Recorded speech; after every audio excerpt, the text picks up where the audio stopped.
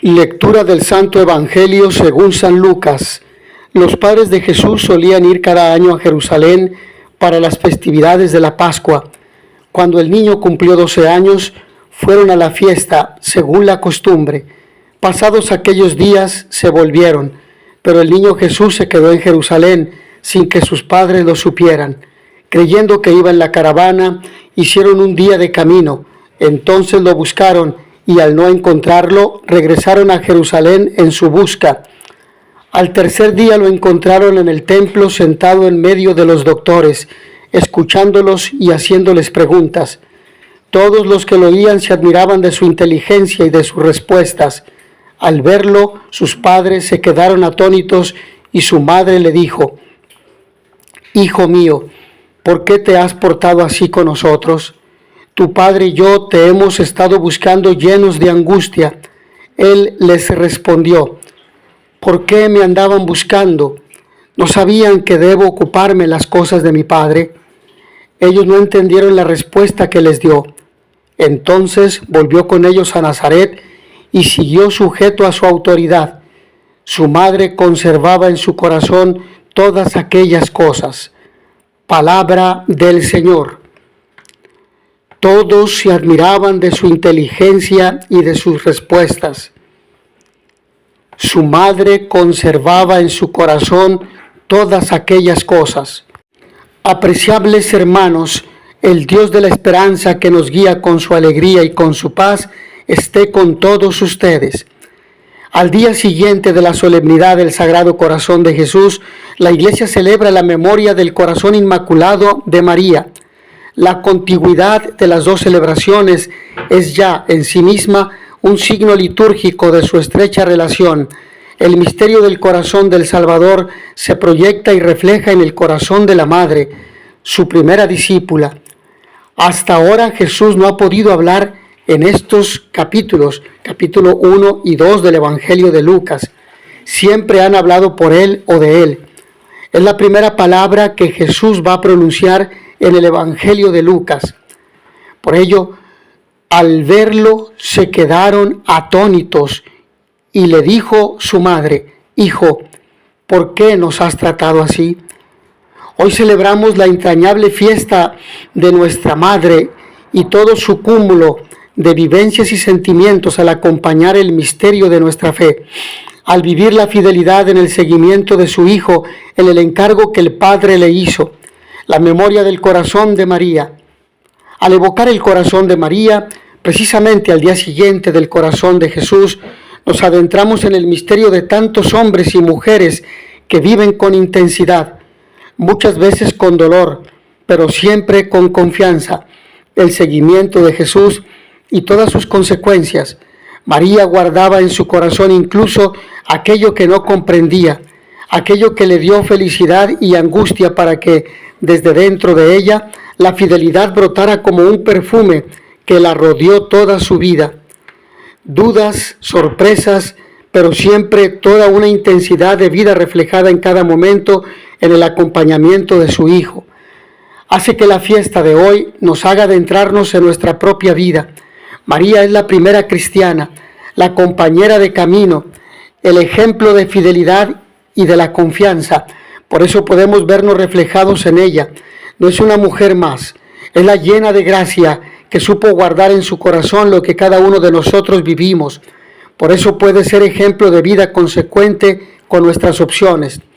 Aunque a veces, muchas veces, nos vemos hundidos en una oscuridad que nos hace dudar, que nos hace sentir sumergidos en incertidumbres, podemos mirar a María sabiendo que ella, desde el nacimiento de su Hijo hasta la cruz, no se dejó arrastrar por los sucesos de su vida, ni por acontecimientos que superaban su comprensión.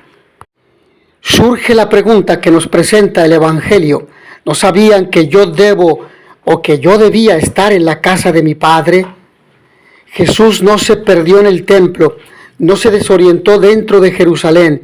Jesús tomó una decisión: quedarse, porque yo debía estar en la casa de mi Padre, afirma el Evangelio. Es muy comprensible la desorientación, no de Jesús, sino de sus padres. porque tomó una decisión sin contar con ellos, pero hay una nota que nos hace entender todo el texto: la angustia de unos padres que no encuentran a su hijo, la angustia de tantos hombres y mujeres en un mundo oscuro lleno de incertidumbre, tantos desaparecidos que tenemos en México, en todas las regiones del territorio nacional, tantas madres que buscan a sus hijos llenas de angustia, con el rostro mojado por las lágrimas que provoca haber perdido a un hijo, a una hija, a personas queridas que no se encuentran y que no volverán jamás a sus casas, ni volverán jamás a verlos en este mundo con la alegría en el rostro. Pero esa incertidumbre que experimenta María y José desaparece cuando el reencuentro se da. La serenidad de María al encontrarse con su hijo, guardando todo en su corazón, debería ser también nuestra paz. Guardando en nuestro corazón tantas cosas que vivimos debido a nuestras opciones, cosas que nos hacen sufrir, que muchas veces no comprendemos, pero que se convierten en riqueza y en fuerza cuando las guardamos con ternura en nuestro corazón ante el reencuentro con Jesús. María, Madre nuestra, luz y compañía en nuestro caminar, que sepamos mirarte como modelo de fidelidad y seguimiento, y en las incertidumbres de nuestra vida, que sepamos como tú encontrarnos con tu Hijo y guardar todo en nuestro corazón. De esta manera podremos seguir el camino al que hemos sido llamados, ser constructores del reino de tu Hijo, constructores de ese nuevo mundo de paz, justicia, verdad y amor. Que no seamos insensibles a los desaparecidos, a tantos hijos que no volverán a sus familias ni a ver el rostro de sus madres. Por ello es importante acercarnos al Evangelio, que es el Evangelio del amor, de la verdad, de la justicia y de la paz.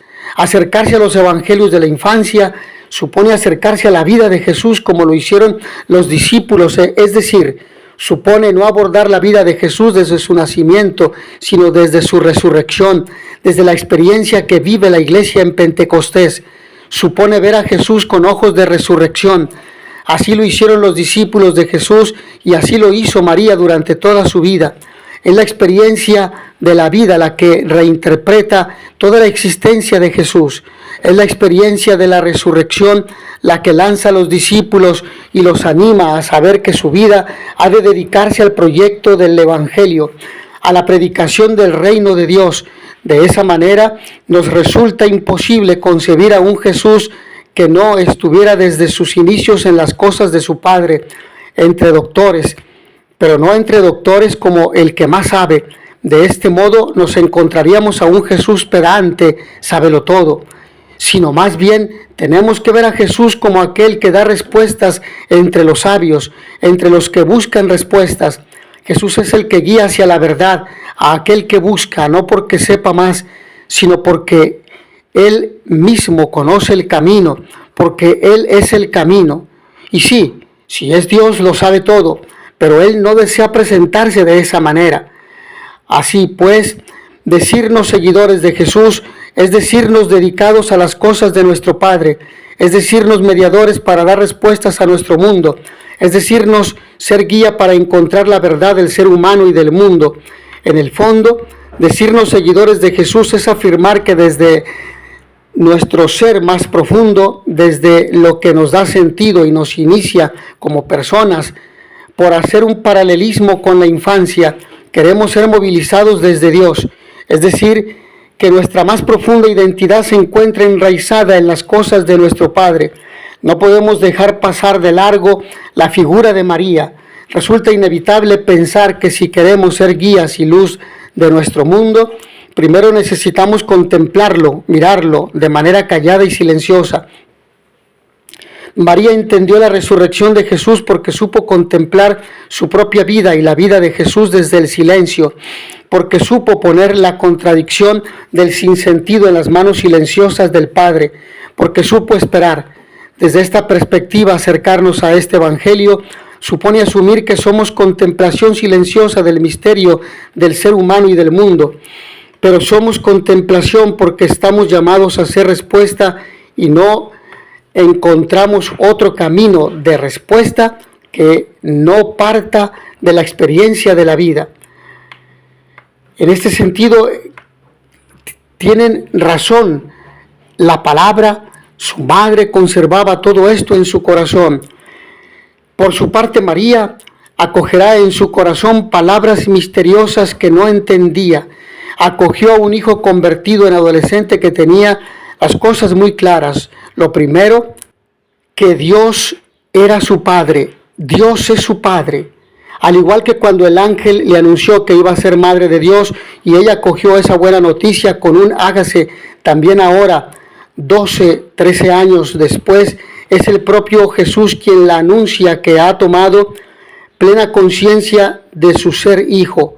María ante esto tampoco sabe qué hacer, pero vuelve a decir su hágase, y lo que no entiende, como en aquel entonces, lo guarda y medita en su corazón. Acogió en el corazón, es decir, dio ancha cabida en sus pensamientos a los pensamientos de Dios, pero no por esto se sintió reducida al vacío y la nada. Esta acogida, hospitalidad fundamental, expresa muchas cosas del estilo de María, de cuyos miles de acogidas no habla el Evangelio, pero es fácil intuir. Nadie se vio rechazado por ella. Todos encontraron cobijo bajo su sombra, desde las vecinas de casa, los pobres de los contornos, desde Pedro hecho un mar de lágrimas después de la traición, después de la negación, hasta Judas si lo hubiera buscado. Santa María, mujer acogedora, ayúdanos a recibir la palabra en lo íntimo del corazón, a entender, como tú supiste hacer, las irrupciones de Dios en nuestra vida. Él no llama a la puerta para notificarnos el desahucio, sino para inundar de luz nuestra soledad. No entra en nuestra casa para esclavizarnos, sino para devolvernos el gusto de la libertad verdadera. Sabemos que el miedo a lo nuevo impide que seamos acogedores del Señor que llega, como hizo Abraham, como hizo María. Santa María, mujer acogedora, haznos capaces de gestos de hospitalidad con los hermanos.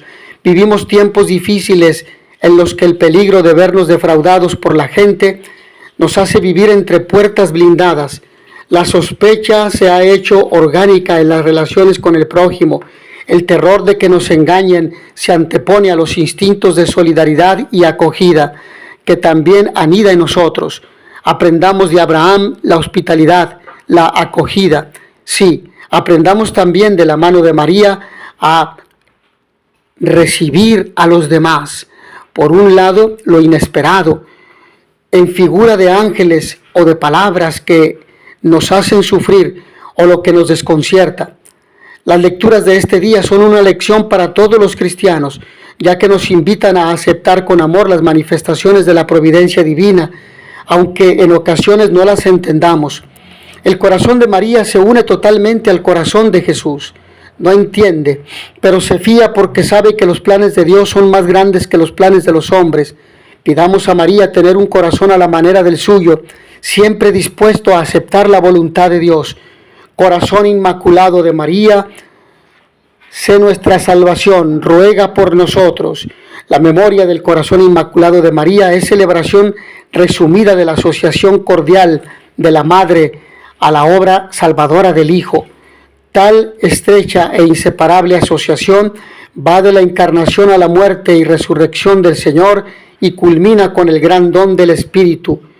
El que se apunte a la edad de 12 años, en realidad, según el texto, podríamos interpretarlo después de los 12, es decir, los 13 años, que es el momento en que los niños reciben su bar mitzvah, que significa hijo del mandamiento, y se les considera ya capaces de cumplirlos. A partir de su bar mitzvah, es ya adulto y responde de sus actos y de cumplir con los preceptos, las mitzvot. No todos consideran que este simbolismo esté en el fondo de la narración, pero sí considero que se debe tener en cuenta.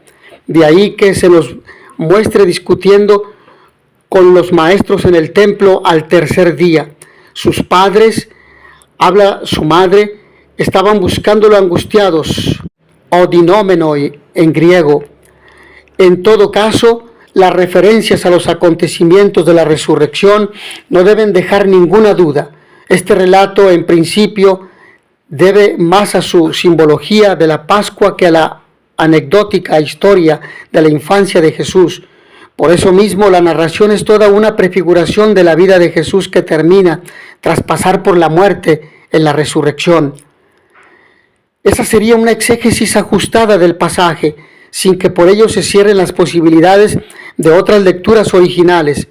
Si toda la infancia, mejor, Lucas capítulo 1 al 2, viene a ser una introducción teológica a su evangelio, esta escena es el culmen de todo ello. Las palabras de Jesús a su madre se han convertido en la clave del relato. ¿No sabían que debo ocuparme de las cosas de mi Padre? Yo no estaría por la traducción, ¿no sabían que debo estar en la casa de mi Padre? El sentido cristológico del relato apoya la primera traducción. Jesús está entre los doctores porque debe discutir con ellos las cosas que se refieren a los preceptos que ellos interpretan y que sin duda son los que al final le llevarán a la muerte y de la muerte a la resurrección. Es verdad que con ello el texto quiere decir que es el Hijo de Dios de una forma sesgada y enigmática, pero es así. Como hemos insinuado antes, es la primera vez que Lucas hace hablar al niño y lo hace para revelar qué hace y quién es. Por eso debemos concluir que ni se ha perdido ni se ha escapado de casa, sino que se ha entregado a una causa que ni siquiera sus padres pueden comprender totalmente. Y no se diga que María lo sabía todo por el relato de la Anunciación, ya que el mismo relato nos dirá al final que María guardaba todas estas cosas en su corazón. Capítulo 2 de Lucas, versículo 51. Porque María en Lucas capítulo 1 al 2 no es solamente María de Nazaret, la muchacha de fe incondicional en Dios, sino que también representa a una comunidad que confía en Dios y debe seguir los pasos de Jesús. La alta cristología que aquí se respira invita, sin embargo, a considerar que el Hijo de Dios se ha revelado y se ha hecho persona humana en el seno de una familia, viviendo las relaciones afectivas de unos padres, causando angustia, no solamente alegría, por su manera de vivir en momentos determinados. Es la humanización de lo divino lo que respira en este relato como en el del nacimiento. El Hijo de Dios no hubiera sido nada para la humanidad si no hubiera nacido y crecido en familia, por muy Hijo de Dios que sea confesado, cosa que solamente sucede a partir de la resurrección. Aunque se deja claro todo con las cosas de mi Padre, esto no sucedió sin que haya pasado por nacer, vivir en una casa, respetar y venerar a sus padres y decidir un día romper con ellos y no me refiero al término de abandonarlos para siempre, sino ir a realizar el plan de Dios para dedicarse a lo que Dios el Padre le pedía, anunciar y hacer presente el reinado de Dios. Es esto lo que se preanuncia en esta narración antes de comenzar su vida pública, en que fue necesario salir de Nazaret, dejar su casa y su trabajo. Así es como se ocupaba de las cosas del Padre. Finalmente, la devoción al corazón inmaculado de María se ha difundido mucho después de las apariciones de la Virgen en Fátima en 1917 y en México en 1531. A los 25 años de las mismas, me refiero a 1917, en 1942, Pío XII consagraba la Iglesia y el género humano al corazón inmaculado de María, y en 1944 esta fiesta se extendió a toda la Iglesia, fijando su celebración el 22 de agosto, octava de la Asunción. Como bellas expresiones de la piedad popular hacia el corazón de María tenemos la consagración de cada uno de los fieles, de las familias, de las comunidades religiosas y en general de todas las naciones. Dígase lo mismo de los actos de reparación realizados sobre todo mediante la oración, la mortificación y las obras de misericordia. Mis hermanos, que el Señor los bendiga y les dé la paz. Y notitia veritatis proficere, pax et bonum.